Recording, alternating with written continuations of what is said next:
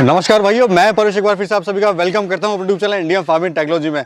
भाइयों, आज मैं आपको ऐसे नौजवान से मिलाने जा रहा हूं जो पेशे से इंजीनियर हैं। इंजीनियर के साथ साथ गांव में कड़कनाथ मुर्गे का पालन करके अच्छा खासा मुनाफा कर रहे हैं, जॉब भी कर रहे हैं। साथ में गाँव में जो उनकी खाली जमीन थी, आम के बाग के अंदर इन्होंने कड़कनाथ मुर्गी पालन किया हुआ है। इससे भी अच्छा खासा मुनाफा कमा रहे हैं, यानी घर में भी काम कर रहे हैं और बाहर भी काम कर रहे हैं।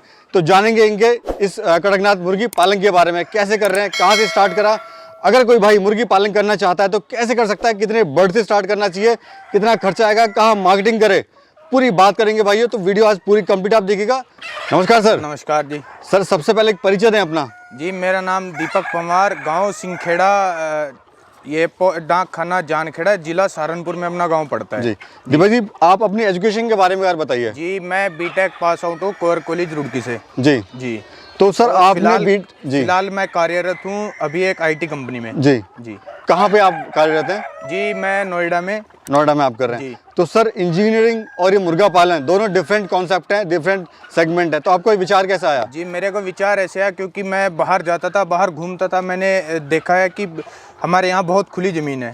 हमारे यहाँ वैसे तो बगीचा है, खेती हमारे यहाँ वैसी कोई होती नहीं है। तो मेरे मन में विचार आया इस खाली जमीन को कैसे उपयोग में लाया जाए। तो मेरे को विचार यह फिर मैं बर्ड अपने रखूँ। जी ठीक है। तो एक भाई हैं हमारे अनुज, उन्होंने हमसे सलाह दी कि आप कड़कनाथ का जो है फार्म अपना यहाँ पे डालो। जी। तो तब मैंने कड़कनाथ का जो है फार्मिंग स्टार्ट करी। सर, आपने स्टार्ट किया, मैं देख रहा हूँ काफी सारे कड़कनाथ हैं आपके पास। जी। तो आपको डर नहीं लगा मैं सेल कहाँ करूँगा, मेरा पैसा बर्बाद ना हो जाए? देखो, डर तो मन में क्या चल रहा था उस टाइम पे? डर तो देखो रहता ही है, लेकिन आप किसी काम को जब शुरुआत करते हो तो आपको डर खत्म करना पड़ता है। जी। तो जैसे ही हमने स्टार्ट करा, मैं पहले 100 बर्ड लेके आया। मैंने उसको ये देखा कि सही है कि नहीं है, इसमें बीमारी क्या क्या आती है, क्या क्या नहीं आती है। तो मैंने वो सब चेक करके फिर मैं 1000 बर्ड लेके आया। और मार्केटिंग की बात यह है कि ये इतने चाव से इसका अंडा जाता है, इसका जो मतलब खाने वाले हैं इसको वो भी लेके जाते हैं। जी। और ये आसपास यहाँ हमारे यहाँ अकेला फार्म है। जी। तो कितनी बर्ड से सर आपने शुरुआत करी थी? जी, मैंने 100 बर्ड से शुरुआत करी थी और फिलहाल के टाइम पे यहाँ पे 1500 बर्ड हैं। क्या खर्चा सर उस टाइम पे आया था स्टार्टिंग में आपको? स्टार्टिंग पे 1000 बर्ड का जो खर्चा था वो 50,000 रुपये से स्टार्ट किया था मैंने। जी। तो कितना खर्चा स्टार्टिंग में आपको पूरे फार्म को बनाने में? मुर्गियों पे कितना आया, फार्म पे कितना खर्चा आया आपको? फार्म पे जो है हमने बहुत देसी जुगाड़ किया है, ये आप देख ही सकते हैं। जी। ठीक है। बाहर से ऐसा कुछ नहीं है, ये बम्बू स्टिक्स लगा रखी है हमने, यहाँ पे सब देसी जुगाड़ से बनाया है। कम से कम खर्च में कोई किसान भाई अगर जो ये करना चाहता है तो कम से कम खर्च में अपना बना सकता है। और बर्ड पे कितना खर्चा आया सर? जी, बर्ड पे एवरेज आता है 300 रुपये का खर्चा तैयार होने तक। जी। कितने का चूजा आप लेके आए थे? ये 55 रुपये का एक चूजा हमको पड़ा था। कहाँ से लिया था? जी, ये करनाल से अनमोल पोल्ट्री फार्म के यहाँ से मिला था। जी।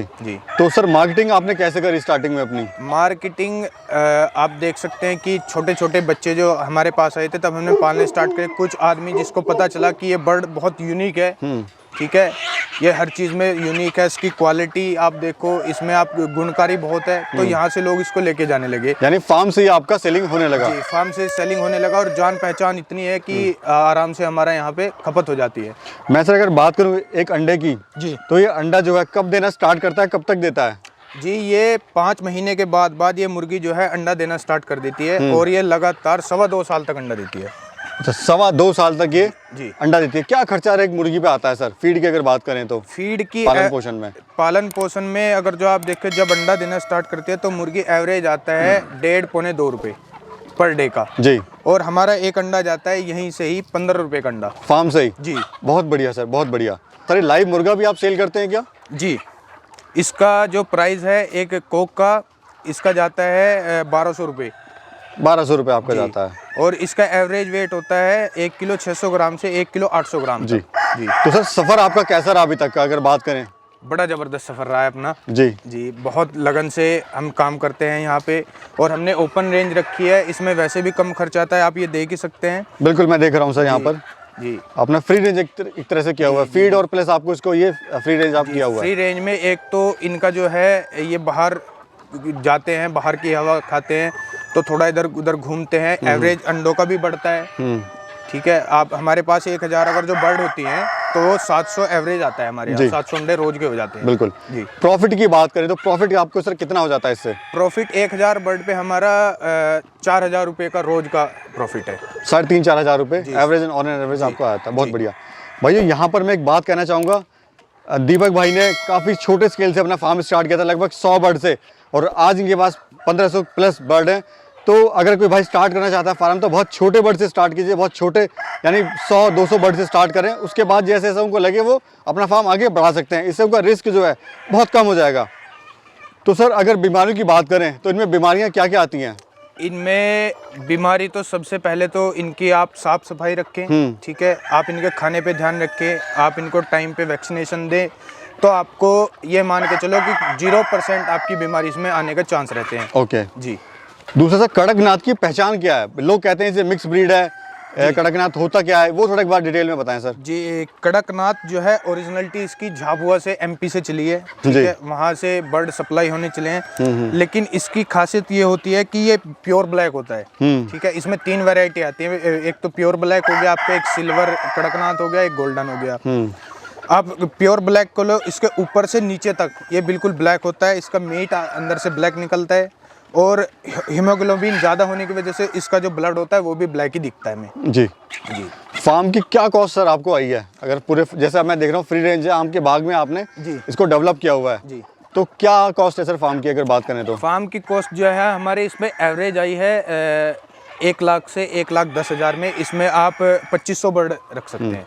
जी। कोई गरीब फार्मर है, इसके पास कम पूंजी है, वो कैसे अपना फार्म स्टार्ट कर सकता है सर? जी, वो अपना ऐसे कर सकता है, वो बम्बू ले सकता है, बांस जिसको बोलते हैं, आप बांस से अपना फार्म बना सकते हैं। आप उस पे 3 शेड मत डालिए, कम से कम खर्च रखिए, उस पे आप पॉलीथीन अपना कवर रखिए, ठीक है, ओपन रेंज रखिए जितना हो सकता है। क्योंकि आपने पहले देखा होगा कि जितनी भी मुर्गियां होती थी गांव में वो ऐसे ही बाहर चढ़ने के लिए जाती थी खुले में। जी, तो वही कॉन्सेप्ट हमने यहाँ पे रखा है। बाहर जितना घूमेगी उतना ही हेल्दी होंगी, उतना ही हेल्दी अंडा देंगी, उतना ही हेल्थी जो है जो खाने वाला है वो रहेगा। सर अक्सर देखा गया कड़कनाथ के अंडे में जी सेलिंग में समस्या आती है जी, तो जो युवा भाई हैं हमारे उनको आप क्या संदेश देना चाहते हो, कैसे वो मार्केटिंग अपनी बनाएं? देखिए, पहले तो क्वालिटी जो होती है, ठीक है, क्वालिटी के ऊपर सारा खेल है। अगर जो आपकी क्वालिटी है कि आपको पता है कि हाँ ये क्वालिटी है हमारे पास, आप अपने जान पहचान वालों को बताइए, ठीक है, आप व्हाट्सएप ग्रुप बनाइए, आप अपने फेसबुक पे एक अपनी अलग आईडी बनाइए, जो आपकी अपनी पर्सनल है उसको मत लो, आप अलग से ही खाली कड़कनाथ का एक ग्रुप बनाइए, ठीक है। आप उस पे अपना अकाउंट बनाइए, उस पे अमेज़ोन पे, आप हर जगह आप इसको अपना प्रचार जितना हो सकता है उतना करिए। बेसिकली डिजिटल मार्केट से जुड़ना पड़ेगा कहीं ना कहीं। जी, माउथ टू माउथ तो है ही, बट डिजिटल मार्केट भी बड़ा इंपॉर्टेंट। जी, लेकिन फेस टू फेस आप मुश्किल से 50-100 आदमियों से मिल सकते हैं, लेकिन डिजिटल मार्केट के थ्रू आप लाखों आदमियों से जुड़ सकते हैं। तो कितनी मुर्गियों से स्टार्ट करना चाहिए सर उसको? जी, अगर जो मेरा खुद का एक्सपीरियंस है तो जितनी कम से कम बर्ड हो सकती हैं, लगभग 400-500 इतने बर्ड से कम स्टार्ट करना चाहिए, क्योंकि इससे नीचे आप करोगे तो आपका एवरेज नहीं आएगी।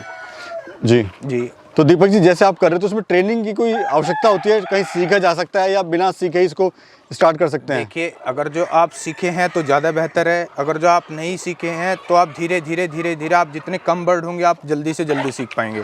ज़्यादा बर्ड होंगी क्योंकि आपकी फिर पॉसिबिलिटी बढ़ेगी, क्योंकि आपको ब्रूडिंग का नहीं पता होगा कि बच्चे को एक दिन के क्या टेम्परेचर चाहिए, क्या नहीं चाहिए, क्या उसको फीड डालनी है, कौन सा उसको वैक्सीनेशन देना है।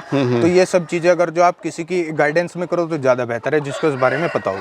सबसे बढ़िया तो ये है। सर हमारे जो युवा बेरोजगार भाई हैं जो आपको देख रहे हैं जी, कैसे वो स्टार्ट कर सकते हैं, उनको आप क्या संदेश देना चाहते हो? मैं ये बोलना चाहता हूँ कि गांव छोड़कर जो है जो बेरोजगार हैं वो कहीं ना जाए, अपने छोटे स्तर पे यहीं पे अपना काम करें। ऐसा करें कि शहर आपके पास है, ना कि गांव को शहर के पास जाना पड़े। बिल्कुल बिल्कुल, बहुत अच्छी सर आपने जानकारी दी है जी, और उसके लिए आपका बहुत बहुत धन्यवाद सर। जी, बहुत बहुत शुक्रिया आपका भी। भाइयों अगर आपको वीडियो अच्छी लगी हो, पसंद आई हो, तो कृपया चैनल को लाइक कर देना, शेयर कर देना, सब्सक्राइब कर देना। इस चैनल पे हम ऐसी ही रोचक जानकारियां लाते रहते हैं। एक नई वीडियो के साथ भाइयों फिर मिलेंगे, तब तक के लिए जय हिंद, नमस्कार।